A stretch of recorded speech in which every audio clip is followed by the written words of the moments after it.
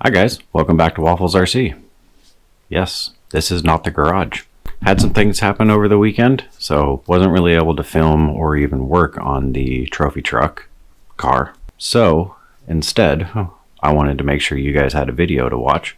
So I created a condensed version of the full semi build, as you saw from the title and as you can see from that number right down there. Like, you hit the screen and you see that number. Yeah, it's a long video, but I had 14 videos on it, so it's a very condensed version, but from the very beginning to the very end. Also wanted to say a big thank you to everybody. We just hit 8,000 subscribers on this channel, so thank you all so very much for your support, for your comments. We are building a very great community here, and I absolutely love it. So, Jake in Finland, hope your sauna doesn't have a time limit, because as you see from that number right there, it's going to be long. So, might want to turn that temperature down and get comfortable. Hello everybody, welcome back to Waffles RC. Today we start another project. So, what are we building now? Because obviously I have a few crawlers. And now I have a basher and the award-winning trail vehicle. So what we're building now is similar to my hauler, but bigger. That's right, bigger. So I've only been able to find one person, at least on the internet, that's not including everybody in the world, I'm sure someone else has done it, who did a 10 scale big rig. It looks absolutely awesome. It's cab over, flat black, just absolutely gorgeous build. Sits nice and low to the ground, does burnouts, all sorts of really fun stuff. So I want something like that, but mine's not going to be like that one because that's copying. And that's not me. I'm not going to copy somebody else. So what is mine going to be? I'm sure at least 3 of you are asking. So mine is going to be a 6x6 for starters, but a bit of a different type of 6x6, and also mine is not going to be 10 scale because, well, I don't know what scale it's going to be because I'm going to make it. It's going to be bigger than all of those over that way, and the reason why I don't know exactly what scale it is because I decided to go with these axles right here. Now, these are very wide. I got these axles for a reason. They are open differentials. I learned from the hauler that if it's all locked up, it will not turn, especially if there's weight on the back axles. So because of that, I went with these. These axles are for the Axial RBX10, which comes with an open differential. Downfall about these is that they're incredibly wide, but that just means my bigger gets to be much bigger. See, can't even see it off the camera. Now, the other question I'm sure some of you are asking is, what body am I going to do? The body that I'm going to do is going to be a Kenworth C500, which looks like this. So, to get mine to look like this, what I have to do is make my own body. Now, I do not have a 3D printer. I have a welder and I have a lot of metal. So, yes, you're correct. I'm making it out of metal. Yes, it's going to be very heavy. I don't care about weight. I'm going to make it heavy because this one is going to be a bit crazy. It's going to be a big build. It's going to take quite a bit of time, so get prepared for a number of videos on this one. To start off, I have to make the frame because I have the axles. So since I have the axles, I know what width I need to make my frame, which will give me the basis of how wide I need to make the body. Once I know width, then I can figure out height and, you know, other 3D dimensions. But just so it's easier for you guys to see, I'm going to show you my CAD drawing that I came up with. Been working on it for a few days now. It's going to give you a much better idea of what this is going to look like. Brought the computer out so that way you guys can see the CAD drawing that I came up with. I already have it loaded, so all we have to do is open it. There it is. I don't have CAD.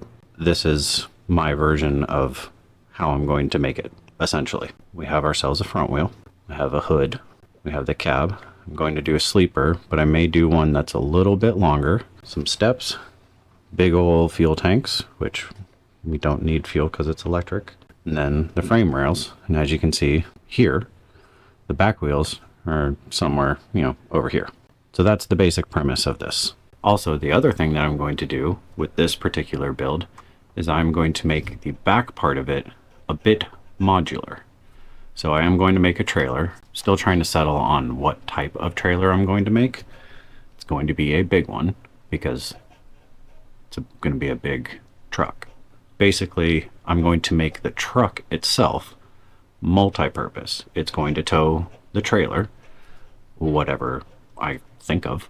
But then if any of you watch Casey Liddell here on the YouTubes, you'll know that he has a thing on the back of one of his trucks called a Zachlift. So what I'm going to try to do, it'll be easier if I show you. So as you can see here, this is my idea for the Zachlift. This is what the Zachlift actually looks like. So now you have a good comparison. We have to make that look like that, but we're going to make it modular just like that. These are the parts that I have so far. So we have our front axle, we have our rear axle, and then we have our rear axle. Now I know somebody is going to say something about the fact that neither of these are pass-through rear axles to be able to run a drive shaft from here to here. You are very observantly correct. How, you ask, am I going to power both of these rear axles and the front axle when it's not a pass-through? Well, that's a very easy question to answer. Multiple transfer cases and multiple drive shafts. Yep. So one drive shaft will come out of the transfer case into the front axle, and another drive shaft will come out of another transfer case and go to the very back axle using an idler bearing, basically. So now we need to get our frame rails. And no, they are not aluminum. Okay, so if you've been around the channel for a while now, you know that I am a big fan of the 1/2 inch by 1/2 inch square tubing. It's what I use for all my frames. And it works really well. It's very strong, but it's a bit too small for this particular build because big rigs have bigger frames. So this won't cut it. So what, you may ask, am I going to use? The only thing I could find is this, which is 3/4 thickness. It's 3/16 thickness, so nice and strong. But you see how it's not boxed? That's because I didn't want the box. So I guess you would say I'm building a flat rail chassis. And to connect them all together throughout the whole frame, I just got some 3/4 inch, same 3/16, or sorry, 1/8 thickness, and this will go across the frame in all the places that it needs to go across to hold stuff like motor, transmission, shocks, control arms, whatever they need to hold. That's what this is for. First steps first are going to be figure out my length. I figured out my length, 3 feet. I feel like that's a good length. We're certainly going to find out. I got to mock it all up first, but then we will start putting a frame rail together and get some axles mounted. Okay, this is where I've gotten so far. Made the start of the frame. Just the basic layout. Have the axles where I think I want them. So you have the 2 drive axles in the back, not final placement. That one close. This one I have to figure out tires and everything. Also going to be doing a tag axle, hopefully. We'll find out if I can do that. But there's something for there, possibly. And we have the front and all this area to play. Playing around with wheelbase. It is 3 feet long. So I guess I will figure out my next steps, find my final placements, and start making control arms for it. And here we have the front axle mounted up. Everything works. It does front axle things. So now, gotta move to the back axles. This is the rear axle, which is on, and you'll notice it's only a 3-link. Going to do a track bar on both of the rear axles. 2 axles. Well, 3 with that one way up there. But back here, we got 2 axles. And you'll see, I accidentally welded that one crooked. So to match it, I welded that one crooked too. It's all about symmetry, even through your mistakes. Got the track bars on. Not very happy with them. They are essentially too short. That's all the travel that I have. So it's the next day. Not happy with how wide this is, so I'm going to make it a little bit skinnier, try and get the scale a little bit more correct. We'll see how well I do. Okay, now I am much happier. Took a full inch out of the width of the frame. So now it's not as ridiculously wide as it was. So hopefully that'll look more scale, even though I don't know what scale this is going to be, but I wanted it skinnier. Here's everything done. Move the track bar all the way out to the outside, well, further outside the axle. Got this here, and now everything works much better. It's not binding, it's not pulling as much because of how short the track bar was. And the reason why this is so tricky, at least for me, is because these axles were never designed to be a track bar setup. They were designed to be a triangulated 4-link transfer cases. As you can see, I have 2. The reason why I have 2 is because I need 2 drive shafts to go to the back. I think I have it figured out on how to do it, because we have to have power from the motors into both of them, and then 1 going to the front for the front axle, and then 2 going to the back, but they need to be the same gear ratio. So if I did my math correctly, this should work. So here is the plan, and I just checked, so it should work. We have this transfer case and this transfer case. So basically, to get 2 drive shafts backwards, I need 2 outputs going backwards. Off of this transfer case, this post right here is going to go to the front differential. This post here is going to go to one of the back differentials. Then on this transfer case, this post is going to go to the other rear differential. And for those of you who are just yelling at the screen that I was wrong, you're right. I was very wrong. So let's do it this way. So the drive will come into this one. Rear drive will go off of this one. The other rear drive will go off of that one, and the front drive will go off of that one, not that one. So I corrected my mistake. We'll see if I remember that when I actually get drive shafts and motors and stuff. And here are the dual transfer cases. Sit there, spin it. I have options on where I want the drive to come in. I realized I can have it come in here for a slower speed because this is a different speed than the other ones. I can have it come in here if I really wanted to, or here, or here, except for right here it gets in the way of the drive shaft, and I don't know how high I can put the motor or the transmission or anything. We'll figure that out as we go. Today we are going to be starting on the body, so that way I can figure out ride height, and I really want to see what this thing looks like with the body on it.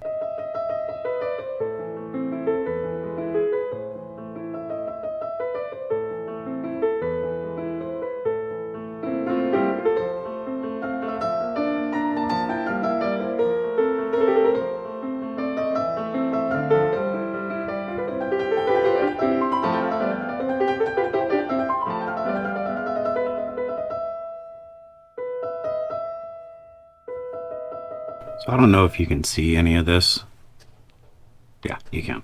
So the measurements aren't quite adding up to what I want them to because I'm not good at math, but I am good at guessing. I'm going to fast forward to me just making something that looks like the side of a C500 and hope it comes out looking good.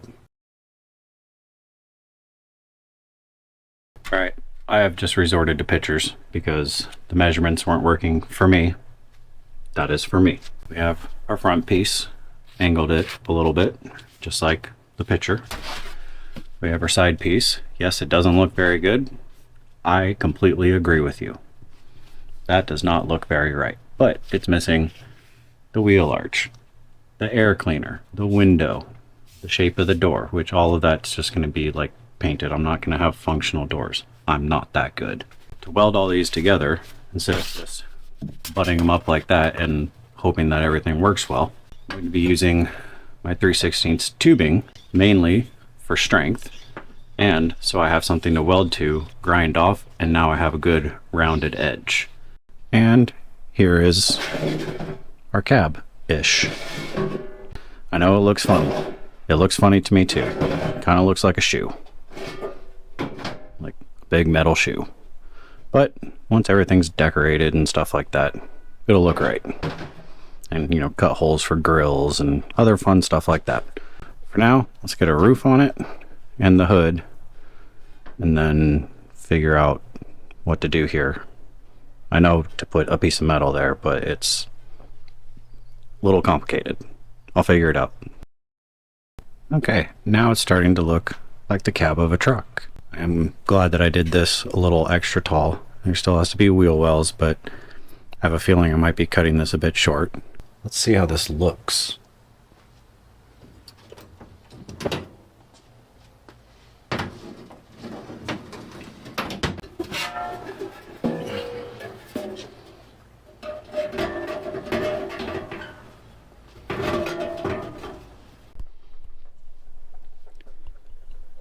Got the wheelbase somewhat on. May have to move the cab forward. It is sitting on a drive shaft, but I knew that. I'd say it looks pretty dang good so far. But what this thing needs first, out of anything, you know, other than cutting away space for drive shafts, because who needs those? It needs a sleeper. Well, as you can tell, it's getting dark out, and I'm nice and, you know, clean. I smell even better, you should imagine that. But I may have gotten a little carried away in the best way ever. So here's our conceptual drawing.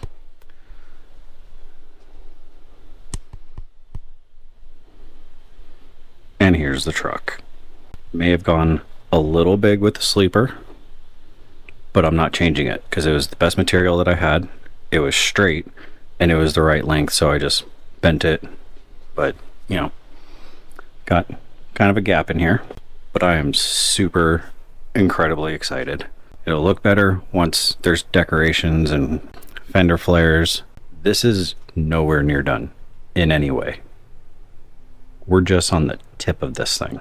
So I don't entirely believe that this is 10th scale. I will never say that I don't know what scale it is. It's big. That's the scale. What do I have for comparison? Did the Mercedes last time. Everybody knows that the Sen Racing F250 is a big RC.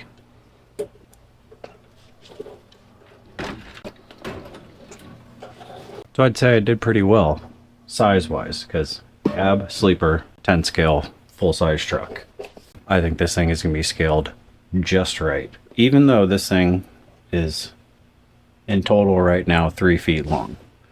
I'm thinking for the future, for back here, we're going to have the Zachlift, or as someone very eloquently put it, the waffle lift. Then I can't get in trouble for calling it that. People are thinking out there. I love it.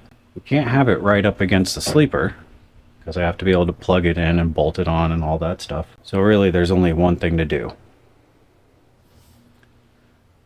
Gonna have to make the frame longer. Gonna try and make this look, you know, more like a truck and less like a shoebox. Or a shoe, not a shoe box. You get what I'm saying. We're just gonna get right into it, honestly. Gonna weld all these edges up, clean it all up, grind it, all that fun stuff. And then we will start fitting it to the frame. Gonna get some fender flares on it. Gonna keep adding stuff until it actually looks like a part of a truck. That's kind of the hopes for today. So let's get started welding.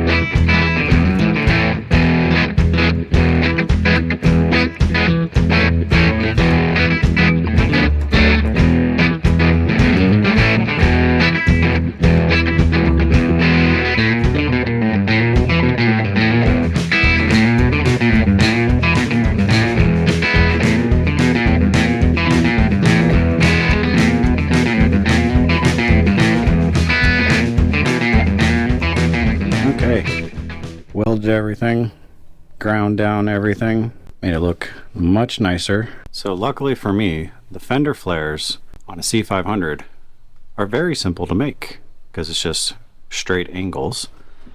So there we go. So I'm just gonna cut this stuff out, make 2 of them, put it on that, and hope that it looks good. That's the main goal. Starting to look more like a truck now. I didn't show anything about cutting these out, so my apologies on that. Just took some angle iron, so that way it'd be square, just how I wanted it. And then cut out a little space in here. I may have to trim this up a bit more. Then I also took about another inch total off of the cab body itself, just so it looks a little bit more proportional. There we go. So it's on there, essentially. And to get to the fun stuff underneath, you just... There's more work to be done, don't worry. This is just temporary. But you just tilt the entire cab. Because, why not? I was going to do just the hood, but I have plans in here, and I need extra space to be able to get to everything. And the other reason why I did this is for maintenance. My stuff breaks. I break stuff. So I try to make it as easy to maintenance further down the road rather than just weld it all together and hope it works the first time. I am now going to move to the most important part of a semi-truck build, which will totally make this thing look like a semi. Stacks. And here are our stacks. So what I did, I left some room down here, as you can see, so that they can go up and under. Gotta figure that out. But I left them connected to the sleeper, so that way don't have to worry about moving this up and down with the tubes that will be going into this, because these will be functional. So I'd say this is starting to look like a 10th-ish scale big rig now. And mention these are 3/4 inch, just hollow metal steel. I don't know the thickness, but they're good enough for stacks. Pretty sure that that's the height that I'm going to go for. I know most of the Kenworth C500s don't have them like this, but remember, this is mine. So I'm going to build it how I like it. Here are some little steps to get in for the non-existing people that are going to be getting into this. Anyhow, took some exhaust tubing and just kind of mocked it up as one of the fuel tanks. I have to back up so far just to get this thing in the shot. That is starting to look like a truck now. So as you can see, cab's up, sleeper's off. Now these steps. No one has said anything about these steps, but I don't like them. They look too much like house steps, so I'm going to cut them off. Luckily, they're only tack welded on here. Even though it took me an hour or so to make just this one, don't even have one over there. Going to get rid of this and come up with something that looks a little bit better, because this is just bugs me. And I know that wouldn't bug most of you because they look like steps. They're doing what they're supposed to do, but it's mine. And this is the attention to detail that I want for this truck. I'm going to redesign it and hopefully come up with something a little better. And there we are, just some very simple steps. Nothing super fancy, but at least now it doesn't look like steps for a house. So, next thing we will get onto is gas tanks. Sorry, fuel tanks. Even though it's electric, we'll still call them fuel tanks. Gas tanks, fuel tanks. Got both of them, got end caps on them. I sanded everything on the edges, and I just took some 220 and hand sanded them, just kind of make them look a little bit nicer. And have to find a spot for them, which the spot that I know I want them is right there. Just going to tack those on real quick and I guess see what happens. Really nothing fancy or complicated about this. I'm just going to put them right there.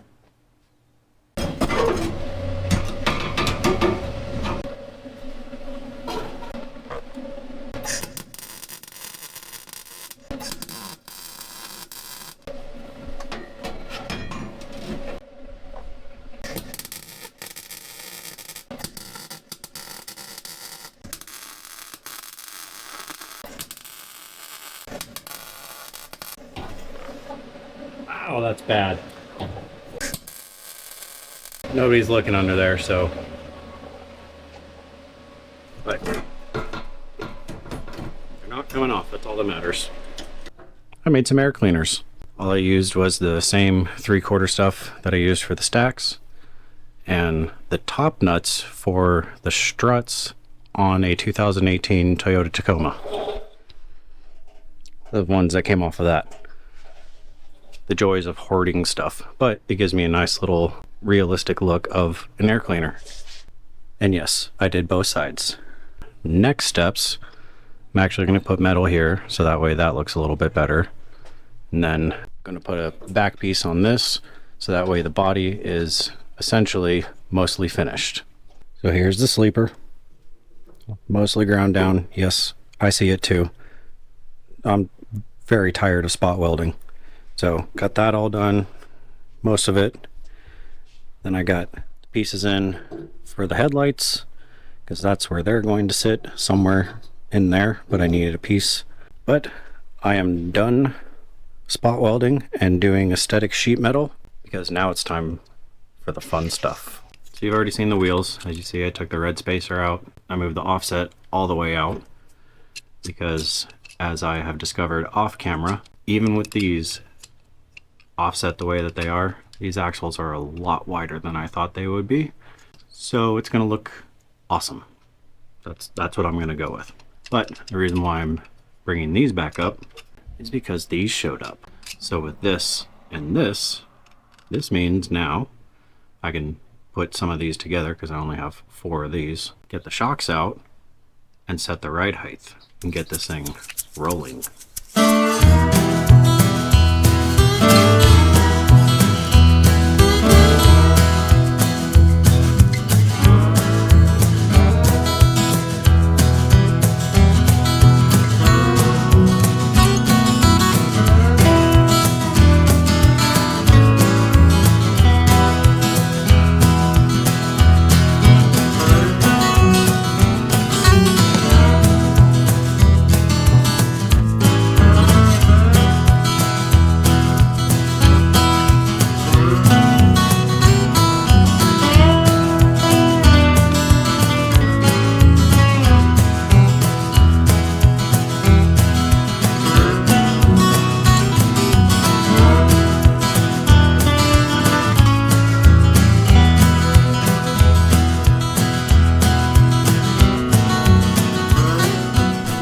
Guys, I'm already seeing it now.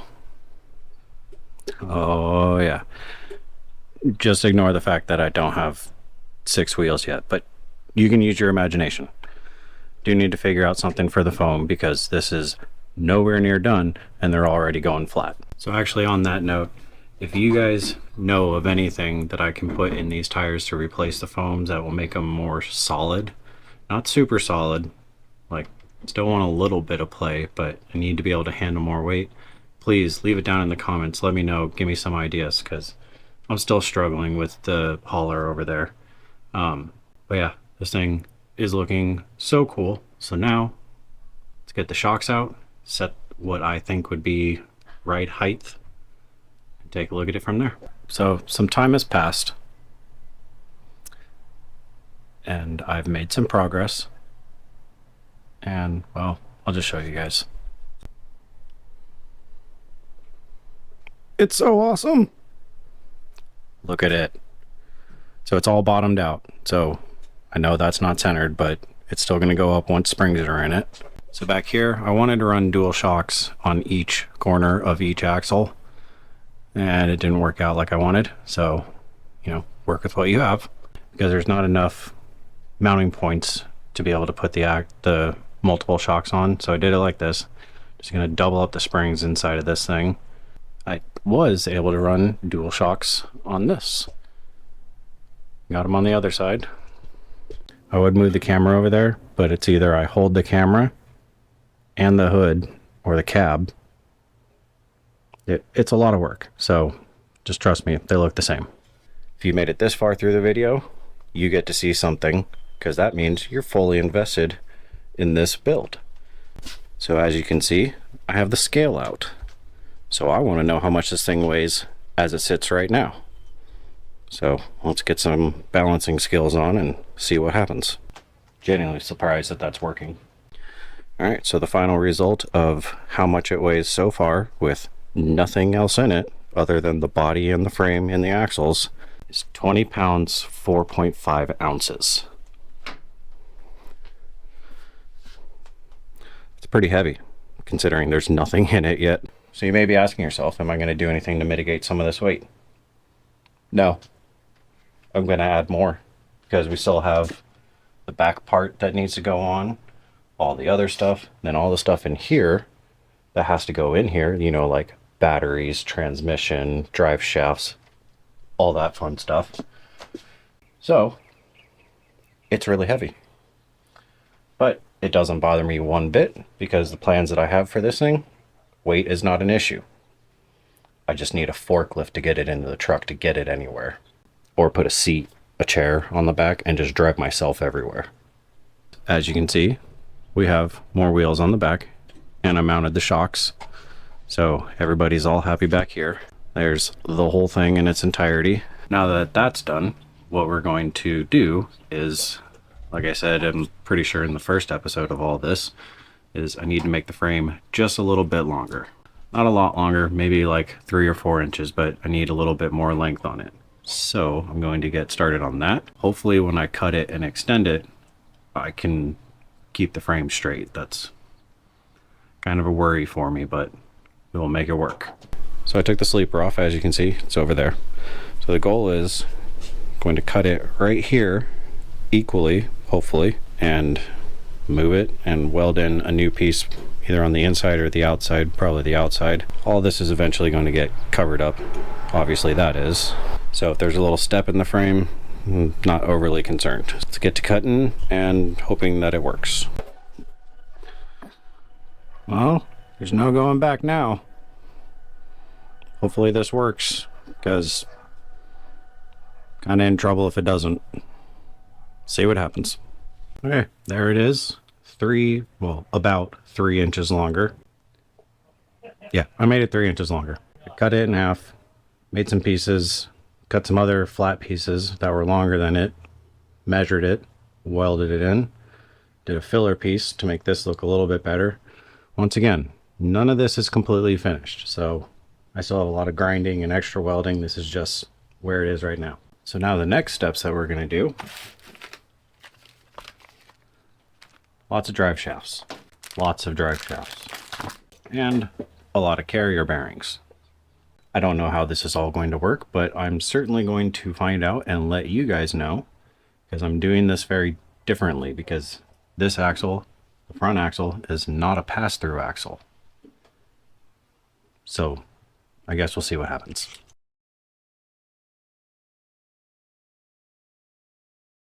Okay, here's what I got so far for the rear. Have carrier bearing going down to the front axle, and another carrier bearing going down to the rear axle, and it all moves, which is, you know, kind of the goal. So now there is the issue of this being in the way of this drive shaft, and somehow I have to get this all the way over to there. And then this one has to go all the way into there. Let me try to do some measuring and math and stuff and see what I can figure out for this. Now by this jungle mess that you can see, have the far rear going to the carrier, then going to the transfer case. That is perfect. And we have this one coming up to the other carrier, to here. So who can tell me the situation that I just ran into right here? I can tell you the situation.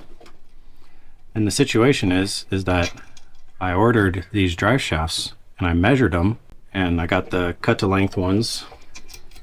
These ones right here, they're all cut to length. So thought that these would be absolutely perfect. And they were. Until I added 3 inches to the wheelbase, because it's about 3 inches short. Yep. That's using your thinking cap right there. And I don't have any more carrier bearings. I'm going to dig around and see if I do, but I don't think that I do. So I'm going to have to figure something out, because I can't get a carrier bearing here by the time for this video, so I'm gonna do some digging, see if I can find something, then I'll let you know. If not, we will move on to the next step. All right, I figured it out. It took me a bit to realize that I have a welder and a lot of scrap metal, so I just cut it to the length I needed, welded that piece in, and I'm gonna call it good. And it's mostly straight. So that is most of the drive shafts. That's right, I said most of the drive shafts. There's still more. So for the transmission that I decided to go with on this one, I'm really hoping that this thing works. But here's the transmission. See, input or the outputs right there. But what's different about this one, if I can move my hand, it has 4 tabs. That means 2 motors. What I'm going to do now is I got to take a motor out, one of the other ones, to figure out where to put this in this truck, and then make a mount for it, and then connect more drive shafts from this to the transfer cases. Like I said, a lot of drive shafts going in this thing. Here is the transmission. It is in there. Everything turns, everything moves, nothing binds. But let's go through and count them, shall we? Because I even want to know. And I've been working on it. So 1, 2, 3, 4, 5, 6, 7, 8. Oh, I never showed. I put the front one in too. Both of these outputs on the transmission are going to the middle post on both of the transfer cases. So the gear ratio should be the same as long as the motors turn the same direction. That's the part that I don't know about, is can I get the motors to turn this transmission the same direction? I'm sure someone is going to tell me whether I'm right or I'm wrong, but I like to experiment, so we'll see if this works. Now that that's all done, I'm going to grind a little bit out of this cab so it doesn't hit this drive shaft anymore. Then I think I'll work on the grill. So there's the transmission.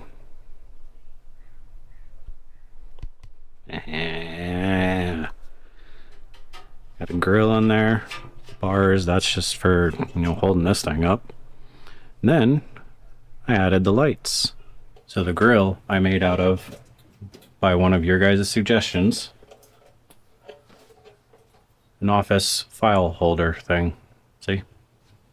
Don't need that anymore, except for grills now, because I don't know if you can see them very well, but that is what I added. I added fans. Let's take a look at the inside. See, just added 2 little fans. I hope they blow the right way. If they blow in or out, I have no idea. And I just zip tied all the wires out of the way so that it, looks good. Felt like it just needed just a little bit more, so I made the bumper for it. It's nothing fancy, but if you look at the C500s, they don't have super fancy bumpers. They don't even have the corners like I did. They're usually just straight, but wanted to add a little bit of flair. So it's the next day, and thought I would be done last night, and technically I should be, but I just want to make one more thing so that way I can feel a little more successful on furthering the build.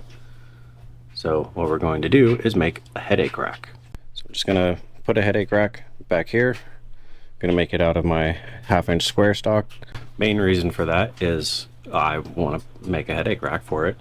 2, I want to put something on the back of the sleeper, just make it look a little more complete, less bare. So let's get to work.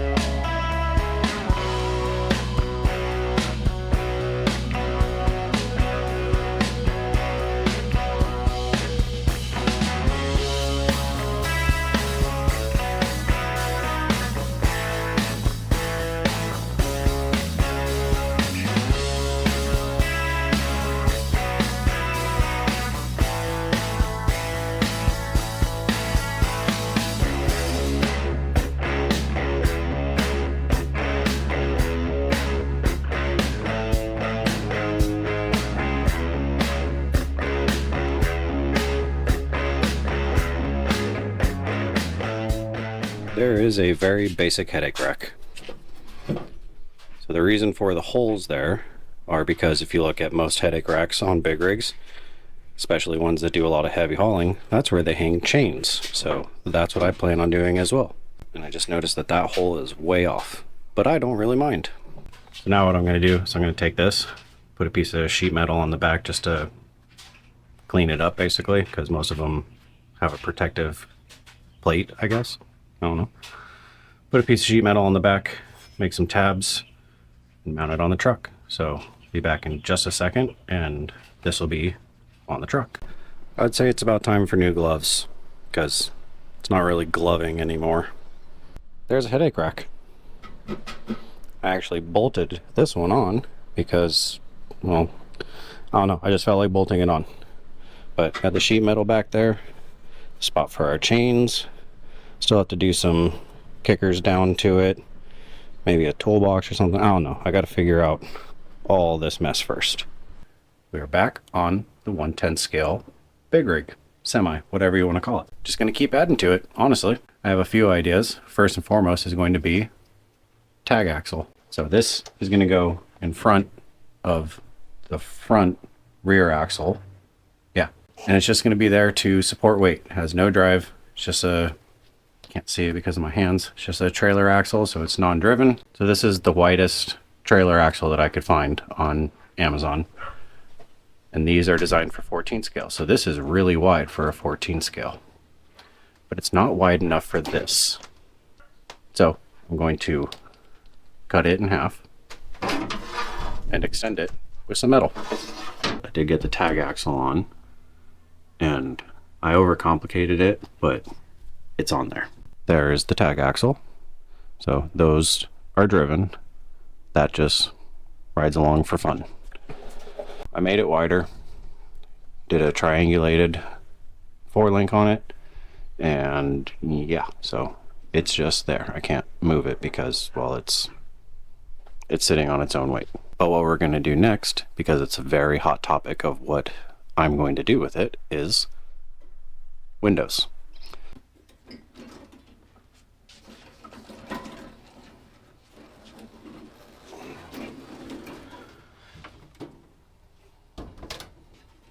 Whoever decided to make this thing 3 feet 3 inches long and trying to build it all on a workbench, it's not very fun because I have to rotate it every time I need to work on the other side. So what I'm going to be doing for the windows is I'm going to cut out an area for the window. Same with the passenger and driver side, so it would be 3 windows. But I am not going to be putting any windows or interior inside of this thing, because that's a lot of work, and there's a lot of stuff that I plan on putting inside of the cab.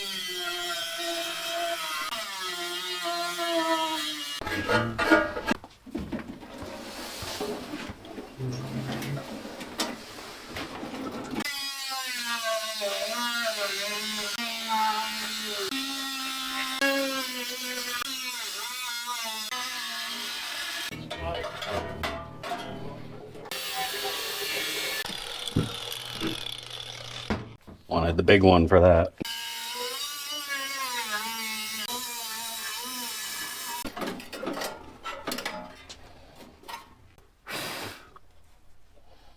That'll need cleaning.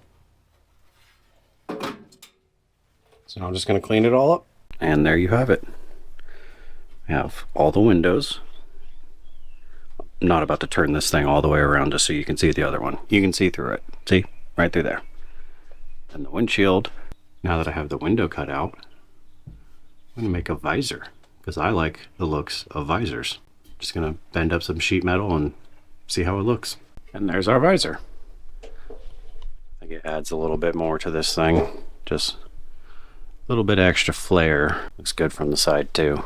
And I just bolted it on because I'm still figuring out paint scheme and stuff like that. But next step, I'm going to try to make some mirrors, I guess. They're not going to be functional mirrors, obviously, but I have some skinny little steel rod here. Just going to do that, bend it, put something that may eventually look like a mirror on it, and now it's really looking like a truck. So as you saw in the time lapse, I just cut some sheet metal to make it look like a mirror, bent this for the frame for the mirror, and I drilled holes through the sheet metal to plug weld it basically, so that way you wouldn't see as much weld here on the back, because if I would have done weld back here, you would have seen it and it would have looked weird. So that's why I did that. And then drilled holes in the cab to push it through to weld it from the inside, so that way it looks more flush mounted once this thing is all painted up. And here is our air tank. All I did was I put a bolt in there, welded it, then ground everything down. And for you do it at homers, kind of like me, if you want a poor man's lathe, there you go. See, you grab your grinder, you turn it on, and then you hold this down and grind it up. That's how I got these smooth corners and cleaned the whole thing up. I just sat there, held that, and moved the grinder up and down it. Went on the edge. There you go. That is your at-home lathe. This is not perfect, don't get me wrong, but most people can afford a drill with a 1/2-inch chuck and a grinder. And you just do that, and you get stuff that looks like that. Well, this is about the only way to weld anything on the bottom. Luckily I made the headache rack so it sits pretty level now. Have to take the sleeper off because of the stacks, but that is how I weld on the bottom of this thing, and it's not easy to flip over.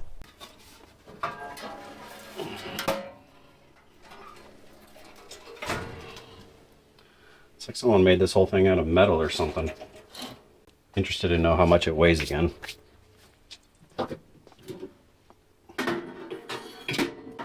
I know it's a little detail and it doesn't really do a whole lot in the long run, but it's an air tank on each side. Now that all the decorations are done, I think the next step is going to be starting on the Zachlift up there. That's the next step, I think. So that'll be a matter of finishing this back area, which really the only thing that needs to be finished is a bit more bracing. The fifth wheel, I got to put the fifth wheel on, and then a piece for the Zachlift to go into. Let's see how much it weighs. All right, got it zeroed out. If I remember correctly, that's how I have to have it. Let's see what happens. 29.02, yeah, 29, call it 29 pounds. So almost 30 pounds.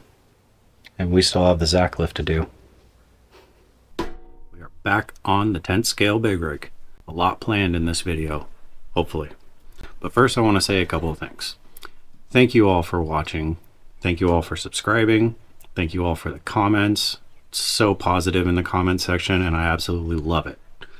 So thank you all very much. So the second thing I want to say is thank you to Troy for sending me and making tire inserts. He made these on his 3D printer. Yes, he has a 3D printer, unlike me. But these are not your average ones that you can get off the internet, because I gave him exact dimensions of my tire size, rim size, bead lock, everything, and he printed them out, and they are very stiff, which is perfect for this truck because I don't want the tires to be super soft. This thing's going to handle a lot of weight, including itself. And if you've watched to the end of any of the videos, or to a few of them at least, you'll know what this thing currently weighs. I'll do a final weigh-in at the end, but at the end of every couple of videos, I've been weighing them. So with these, it'll take the tire from looking like this, then we add this in here instead of the concoction that I have in there, to looking like this. As you can see, very little cushion, which is what I wanted. I wanted them stiff, and he told me that he could make them stiff with a little bit of play, or he can make them soft. I wanted them stiff, so that is perfect. I also put one in here, and it's the same thing. This one, too squishy. This one, absolutely perfect.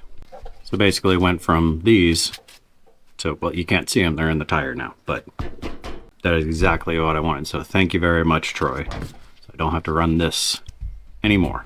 So what are we going to be doing to this today, you may be asking? Well, let's open that up. And then if we lift this up, yes, we will see we have motors and a steering servo. We are going to put these onto the transmission, steering servo from Amazon as usual, onto the axle, get a receiver in here, program it up, and drive it. So before I put these motors onto the transmission, all of this business where you can see everything, it's not going to work for me. I need places to put electronics, you know, power buttons, all sorts of fun stuff. So what we're going to do is just get metal, sheet metal basically, cover all this up so that we have a platform for all the electronics to sit on. So once I get all that done, then we'll get the motors in and try to drive this thing. So as you see, I just welded a piece of metal in here and did this cover, which I drilled so that way I can screw it on, so that way it's removable to be able to work on stuff. So now we're going to do the fun part.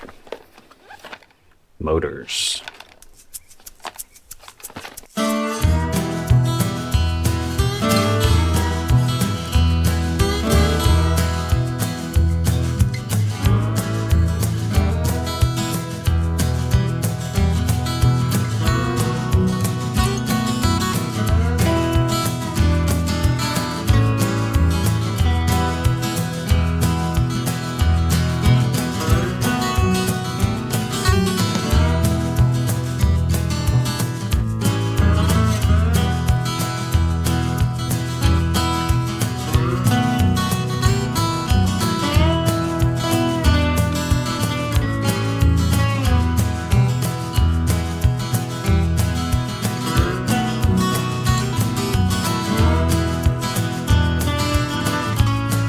Okay, had to change the plugs on the motor to match the plugs on the batteries.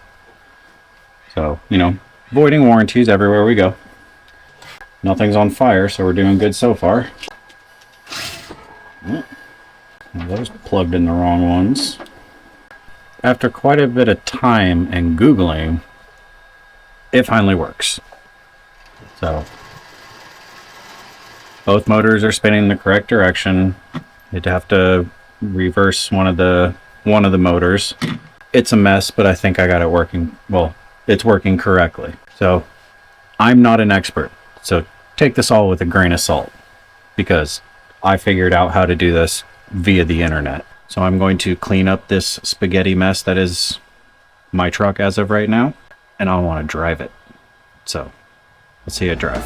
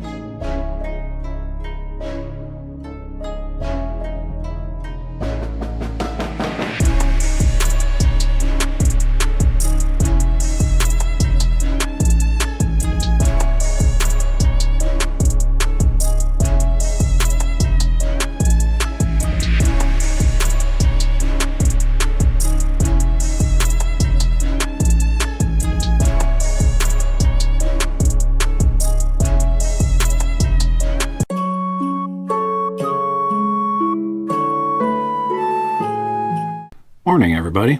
It is the next day. As you saw from the videos, had a little bit too much fun with this thing. Because of my exuberance of wanting to drive this thing yesterday, few things did go wrong, because unlike other YouTube channels, I'm going to point out exactly everything that went wrong, because nothing ever goes perfectly when it comes to hand building your own anything. Car, RC, whatever. Nothing ever goes perfectly. So let's go over the stuff. Okay, so first issue with all of it was figuring out those two to get them to work together.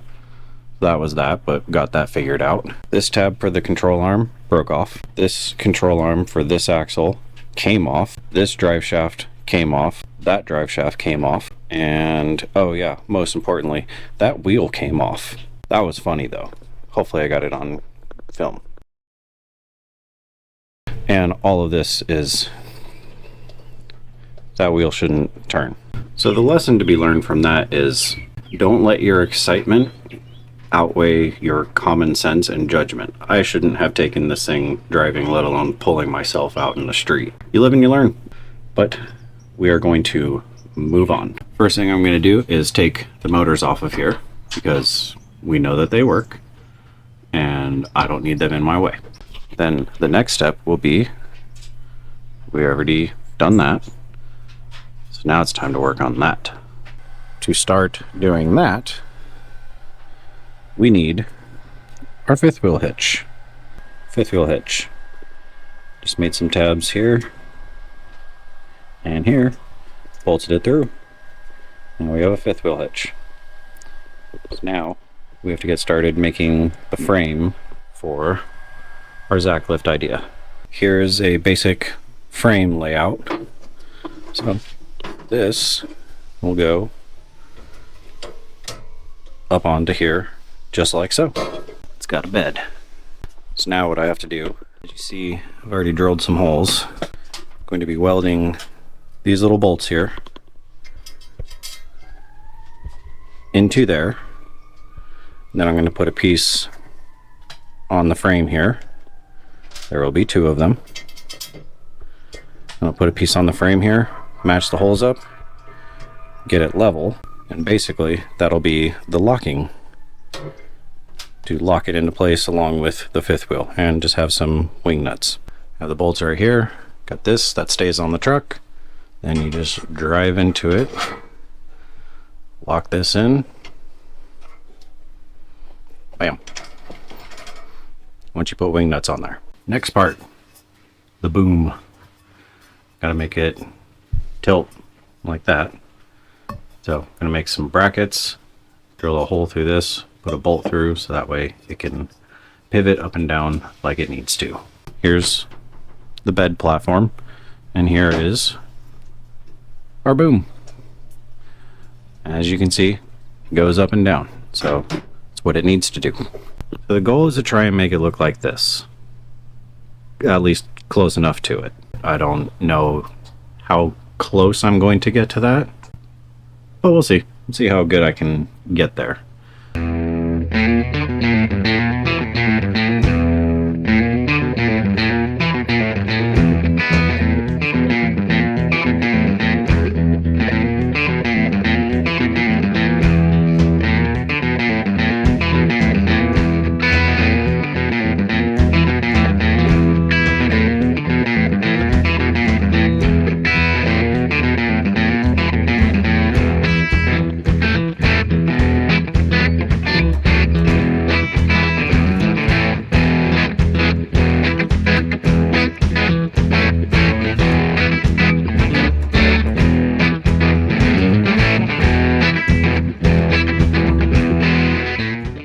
Gonna interrupt everything for a quick minute and just do a quick little PSA. If you're using a grinder or a cutoff wheel and you're using your body to shield the sparks from going on your car or your wife's car, you might want to pay attention to if you feel warm. So be safe. Don't be me. I'm not overly proud of what I just did, and babe, I'm sorry. Back to work. Okay, so some time has passed. I don't know where I left you guys off at. I'll find out when I edit this, but I'll show you where I'm at now. I had one of those moments where I was focused, I was making progress, then I didn't make progress, then I made progress. Either way, this is where we're at now. So the main boom have this upper piece for the rams to connect to that. There's a bolt on the other side as well.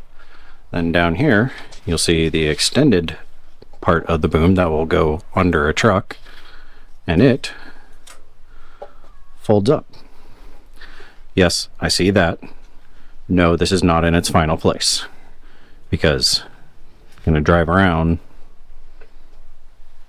basically like that if I feel like it. So it'll fold out, come down, go down lower to then lift up the other RC, and then we'll tow it away. The rear frame is going to have to get shortened, so unfortunately it's going to get too short. But anyhow, what I'm going to do now is mock up these rams and then figure out what the heck I'm going to do over here, because I haven't really gotten that far yet. Okay, getting close to the end of this video because stuff has happened. Let me show you. Okay, first I guess I'll show you. Here are the rams for lifting the boom, and this is the lower piece, and the ram is inside, somewhat inside. It's kind of inside and outside. So that boom arm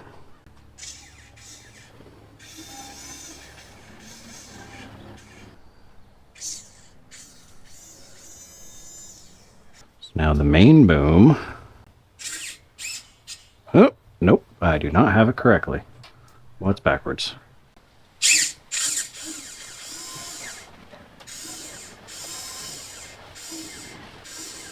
I'd say we're going to be able to pick up a crawler, that's for sure. I have this all up really high too, because this can't fold up when the truck is all the way on the ground. This has to be up, and I can only control them, you know, one at a time. Reverse the polarities, make sure that's right. Sure looks like it. Then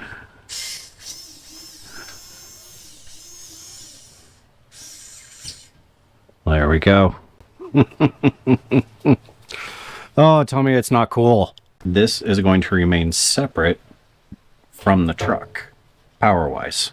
So basically, I don't have to unplug or plug this thing into the truck to get it to work. It will literally just be drive up, do the wing nuts up, lock the fifth wheel, turn on a battery, and then it's going to do its own thing.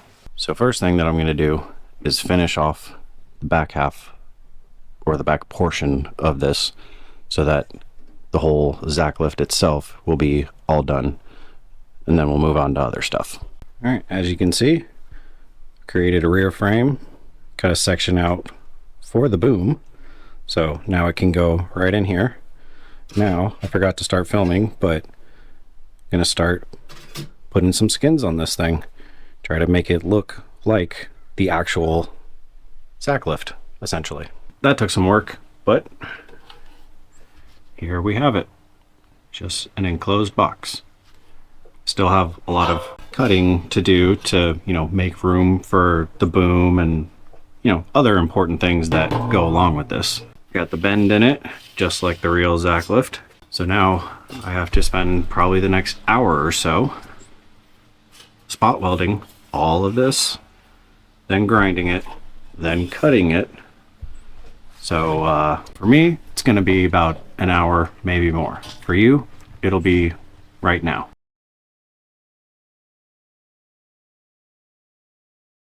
And there we are. All the sheet metal bent, as good as can possibly be done with these tools. Got the boom in there. You know what, instead of doing that, I'll just put a picture of it up right here, and then you guys can compare, because this isn't working very well. So I cut the reliefs in. This is not finished. I still have a lot of stuff to do to clean everything up. But what I'm going to do next is start working on the boom here, finishing the welds, put a gusset right in here, finish these welds. Got it all cleaned up. Got the gusset in there. Put this on there to cover the servo so that way it doesn't look as funky. It's still going to stick out here, but you can only do what you can do. This is not perfect. These welds are not perfect, but you know what? They're mine. and they're gonna hold.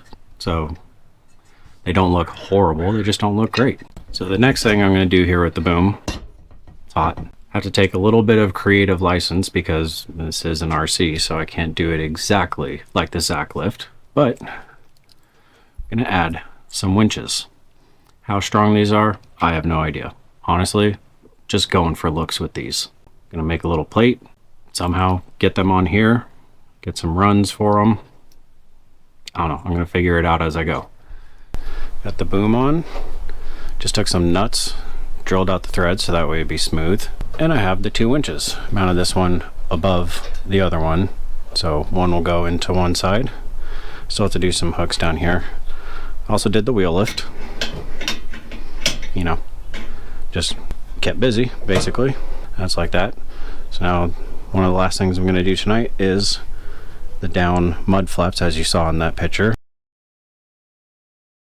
But I guess they're more fenders, so just gonna put a couple of those on real quick. Then we should be done for the night.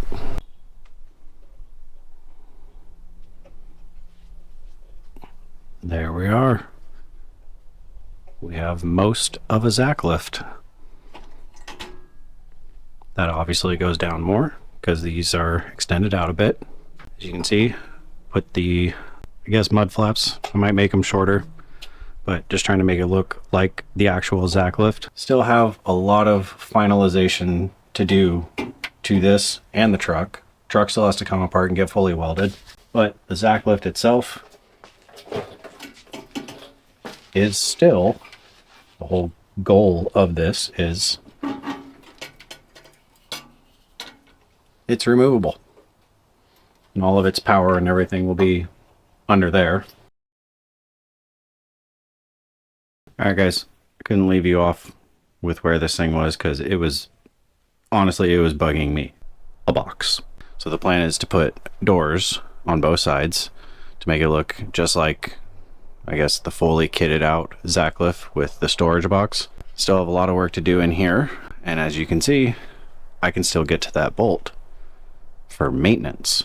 So if there's one thing that you can take away from any of my videos, when it comes to building these RCs from scratch, especially very complicated ones like this, definitely you want to keep in your head at all times maintenance, because stuff's gonna break. So you still need to be able to take everything apart. So don't, like with this box, I don't want to just close it off or close off the boom bolt, because then how can I ever get to it? So be sure when you're making these that you can access everything that needs to be accessed.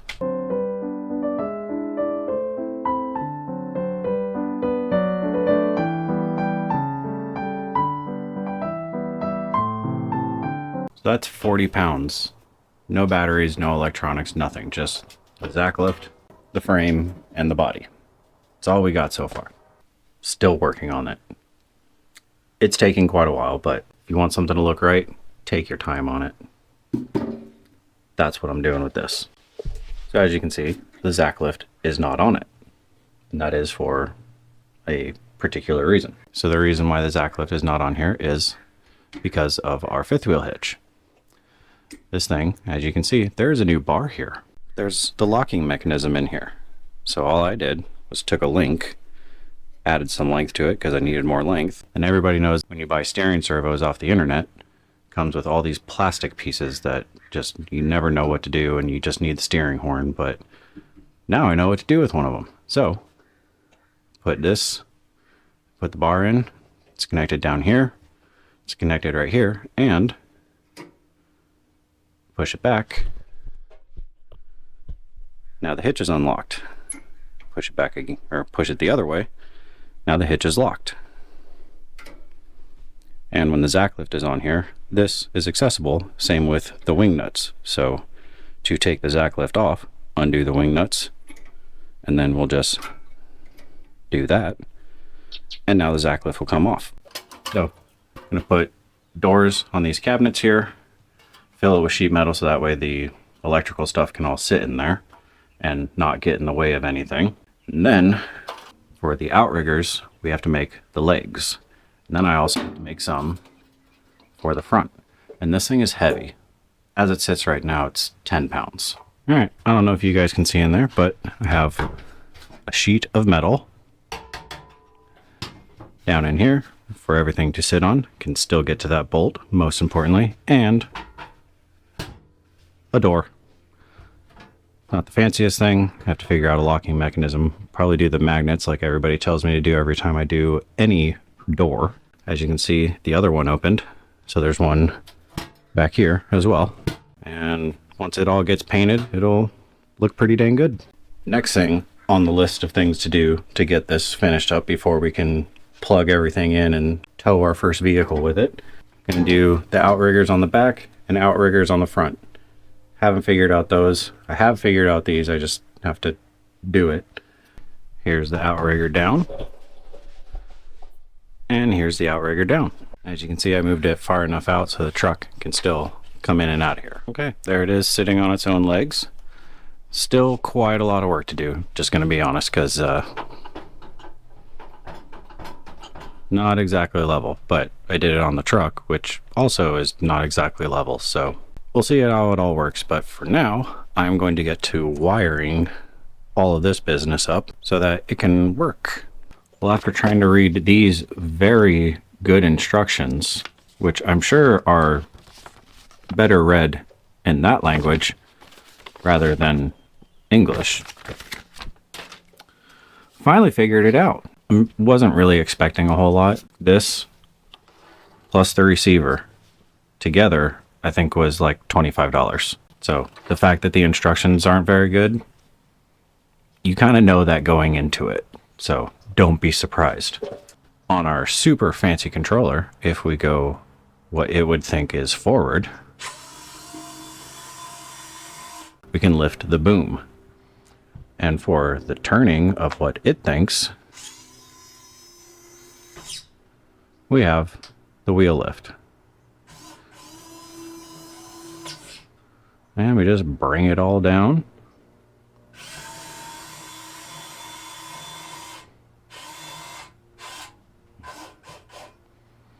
Yeah, I think we're going to be good on height. Oh.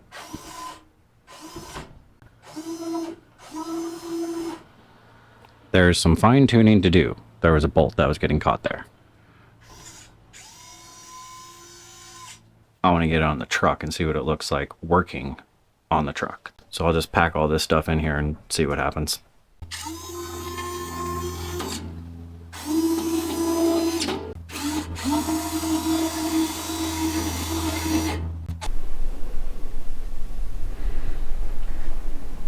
What is this? It was 70 degrees yesterday. California needs to make up its mind on weather. Good afternoon. And yes, afternoon, because now it's no longer raining out. And that's why I said earlier, California needs to make up its mind on weather. Anyhow, things have happened. Just trying to get everything dialed in and ready for driving with the Zachlift. Well, one of the motors burned up, probably from me not wiring it correctly the first time I turned everything on, and it couldn't handle it, so it was most likely my fault. But what that means now is that it's a one motor truck until I can afford to get another motor. I also redid the drive shafts so that the single motor, because of that weird transmission, the single motor now powers both of these axles and the front axle on just one motor. I'm sure it'll be fine.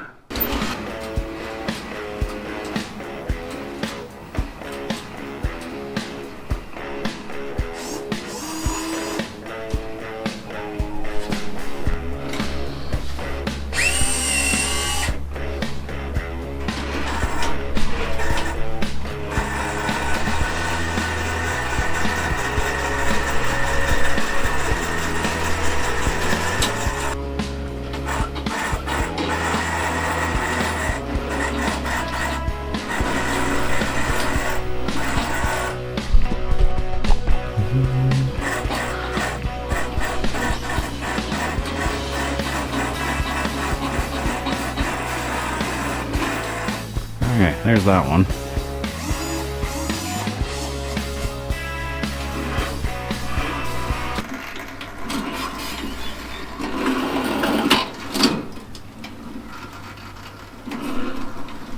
So we are going to be all over the place today.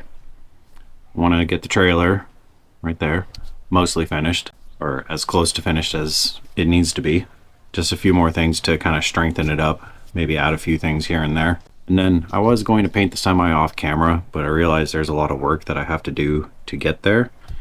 And I don't want to leave you guys hanging, and that's a lot of work to do without making any content. So we're going to experiment on doing body work together because I have no idea what I'm doing. So we'll see how it turns out, but it should be better.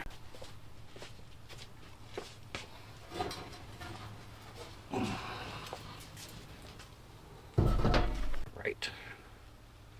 Welding. Or grinding. Okay, so the stuff that I have to weld on this thing is all the final welds that I did on all the bracketry all over the place. Just want to clean it up, smooth it out, make it look a little bit better. At least the stuff that I can get to.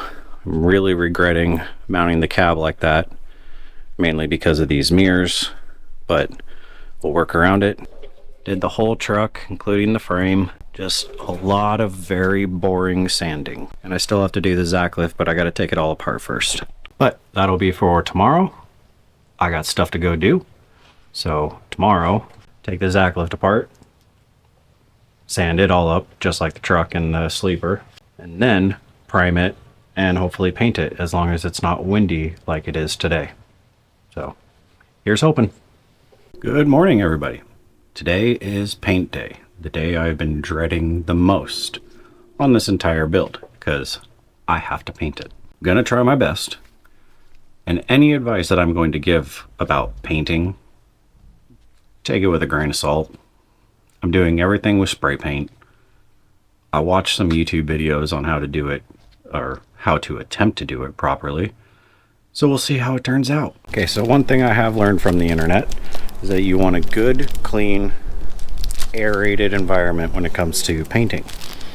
That way the fumes don't get to you, the dust doesn't get on it. So welcome to my paint booth. Comes equipped with an X-Pen so that my dogs don't pee on it. And we have all of the ventilation that Mother Nature can give us. Now I'm going to clean it off with some tack cloth. Hope that works. And prime it.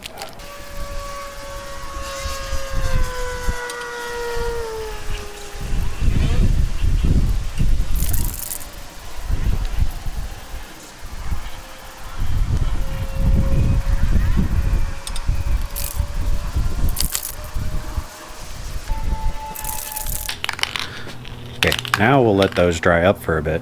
So I guess I never really told you guys what color I was doing it. Obviously, black, main color, but with green accents. I really like black and green color combination.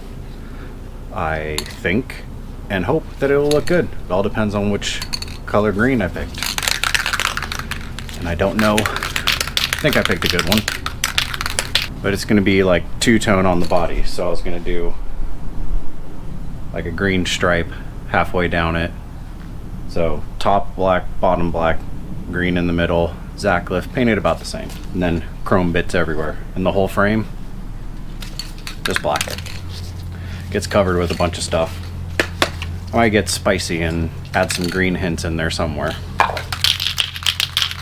Alright, let's see what happens.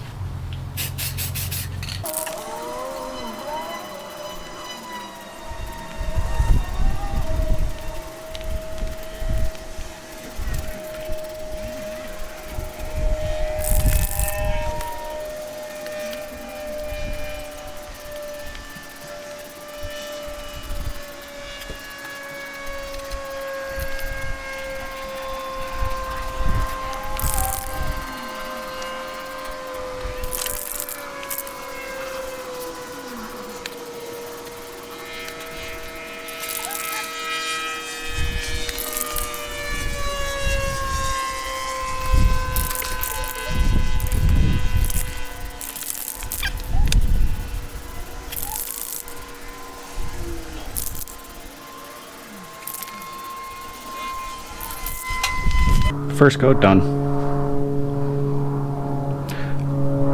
One tip I can give, at least when it comes to spray paint, hold it further away. Don't be really close, because then you'll get stripes, puddling, do multiple coats from about 6 to 12 inches away, dust it, and then it should be good from there. Once again, I'm not a professional painter. I'm covering my own self here, so that way I don't have people spray painting their stuff and then it looks like mine. Well, just like most paint jobs on the internet, it looks really good on the camera. As I'm looking at it, yeah, it's not bad. I've done worse, that's for sure. But got the whole frame of the truck done. Got the cab done. Got that done, which I'm not happy about, but it was my own fault, so can't really blame anybody else but me.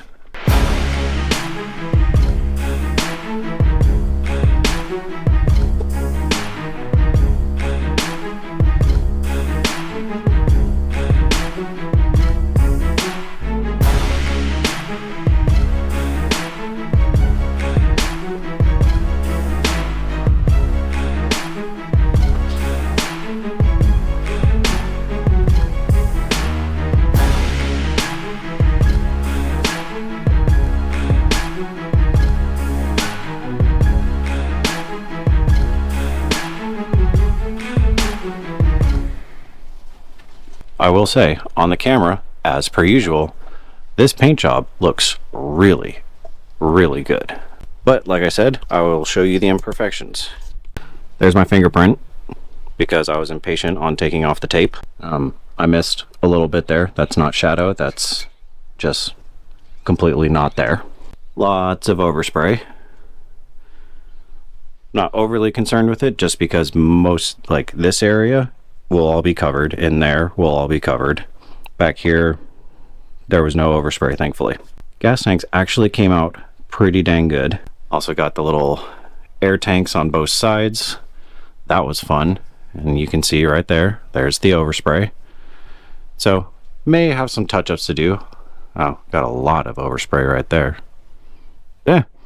Then here on the cab, that's from where it fell in the plant. But the headache rack there is going to cover that, so I did absolutely nothing to it. The stacks came out really good. I'm super happy. That chrome paint is good as long as you know how to lay it down, which I didn't, but I figured it out halfway through. There's scratches and scuff marks and chip paint, you know, but these things are going to happen when you use spray paint and you're not very good at paint. So that's why I'm showing you guys. I'm not perfect, and this channel is not about perfection. It's doing your best and living up to it. Now let's look at the one that I really messed up on. Okay, so here we have the Zachlift. One bit of overspray. And then I didn't lay the paint down thick enough on here. So, you know, there's that. But then the absolute worst. I really didn't lay the paint down thick enough on that. And I used the wrong tape. So, because that's not bare metal, that's the primer that's underneath it. So I either didn't let it dry long enough, which is weird because I let it dry for 3 days before I did any of this. Did that accent stripe down the sides, carried it to the back just to bring a little more green. Now the boom, however, came out absolutely excellent. So with that in there, we'll have a good pop of green. Pop of green, and I think it's gonna look quite nice.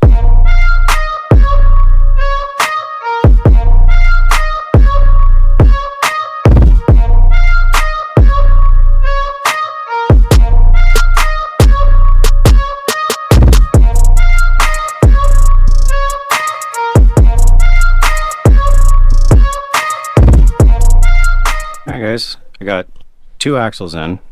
I have the third one, the tag axle. I forgot to paint it, and I just realized now you can't see it, but it's right there. I got all the axles in, drive shafts, transfer cases. Don't have the motor or transmission in it yet. Got the headache rack on. Loving that I did the black inside and then chrome everywhere else. I feel like it's accented pretty nicely. Let's start wiring up some lights, because why not? So the lights that are going on this, obviously the top one with our flashies and our headlights. That's all I have for right now, but I'm not scared to drill into this thing since I've already messed up the paint. might as well mess it up some more. I have my servo tester here to test out the headlights. Maybe. There we go. And if I do that, they flash. And here's this cheapo thing. It's definitely not as bright as I thought it would be, but what do you expect for $10 on Amazon? And here are the rear lights. Just standard 2 on each side, 4 lights, and they flash just like the fronts do. So between those, and that, everyone's going to see this thing. And the ones that'll be on the sleeper, which are missing right now. Alright guys, I don't think you're ready for this, because I wasn't when I turned it on. Look at this. So I was hoping that it would work. Didn't think it would work this well.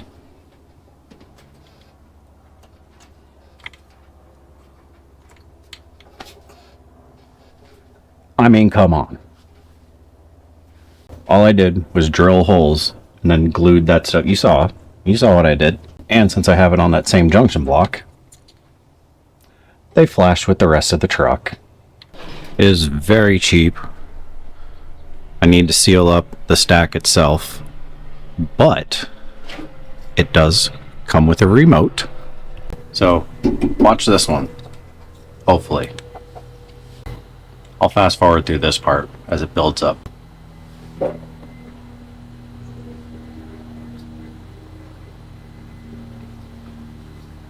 There we go.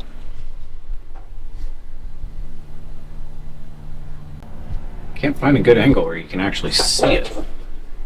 Barely comes out anyhow. There you go. Now she's smoking. Okay, so I need to get a splitter so it can go into both of the stacks. And then just hit the remote. And it stops. I think people are gonna know when this thing's coming. And remember, all of these, the flashing option, on and off, all that will be controlled through the remote. I just have it on the servos tester because it's not fully wired in yet, but very, very happy with it. Also remember, this whole thing, both sides, is going to be lit up just like that was. So the next thing we're going to do is put this all together. We got to put the hydraulic ram in, run the wires for it, mount the winches, and I'll show you what I do for these winches, which I just discovered not very long ago, to get rid of these little steel cables. So here are the winches, and here is the cable that I took out of them. You can see I have new synthetic line, so you know, we're very fancy. A lot of these winches you can take this steel line out of. This one has a set screw with the wire, this wire cable that goes through it. So I swapped it out with fishing line. This stuff right here, it's a bit thick, kind of a pain, but I got it in there. And then I spooled it up and then put a hook on the end. And then just like a real winch, a little bit of tension on it. And don't do that. You want to spread it out evenly on the drum itself.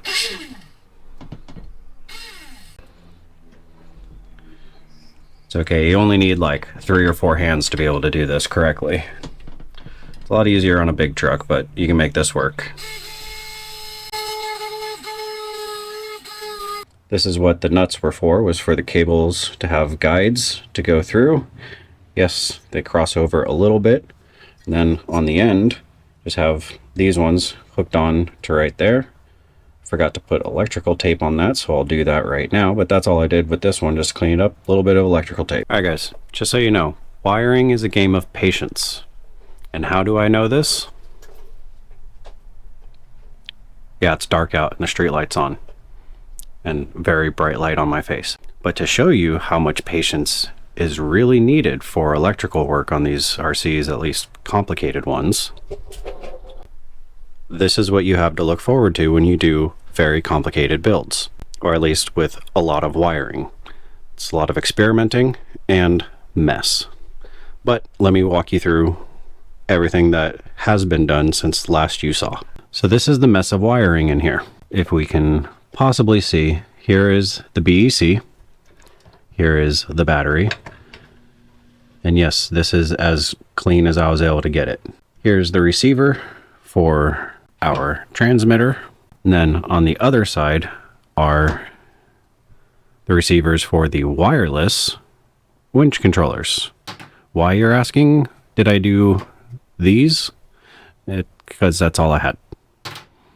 And I don't know how to program this thing all that well. So this is what we did.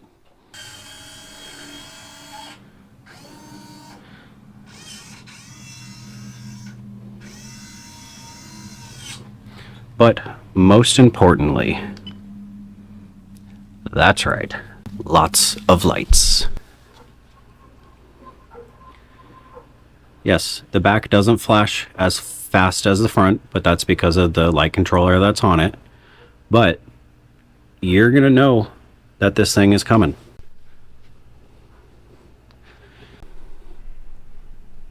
Man, that is so freaking awesome. Have our dual motor transmission, which is not a proper dual motor transmission. I mean, it is, but each motor with the gearing inside of this thing is separate. I didn't realize that. It's so that if you put it in a regular crawler, so you can have front wheel drive or rear wheel drive and be able to select between them. I want all of it.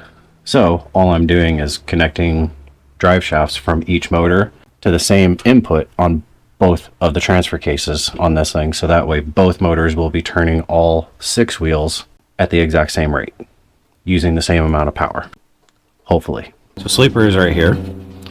Needed this off because I need to get the sound box out, plug it into the truck to figure out or to change the sound and the volume for the little speaker, and I have an idea for plugging these up to get the smoke. Let's play with some sounds, shall we?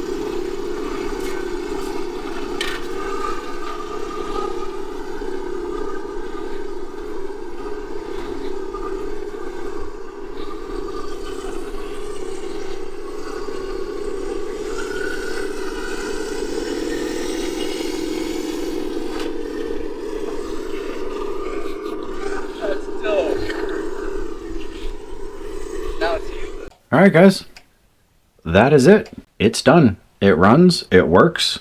All the stuff that I wanted it to do, it did. There are still bugs. Let's not kid ourselves. When you make something like this, or even ones like those, you're gonna have bugs. You're gonna have teething problems. But so far, it works really well. The main teething problem this thing was having was the back axles kept lifting up when it was unloaded, and basically the tires were jamming. It was all over the place. So my solution for that was I took the springs out. It's a heavy haul truck. They still articulate and still go down. The springs were pushing them down too much and they were just binding up. It wasn't good. I took them out. The thing drove like absolutely perfect. You saw. I got everything cleaned up in here. Both the motors were working. I have everything laid out here pretty nicely. This smoke machine is terrible, so This has already got scratches on it. Am I upset? No. It's gonna get scratched. Like, that's the reality. But the long and short of it is it's done and ready to get to work. As you saw, it did great. So did the Zachlift. I really want to thank everybody for joining me through this journey and sticking with it and liking it. I want to thank everybody who subscribed and everybody who liked, commented. You guys, you make this build a lot of fun, that's for sure. It's just a big, heavy, awkward RC, and I love it. And so did my neighbor, because when it's all connected with the trailer and everything, I'm pretty sure it's about 9 feet long. I keep hitting that camera, I'm sorry. It's a lot of RC, that's for sure.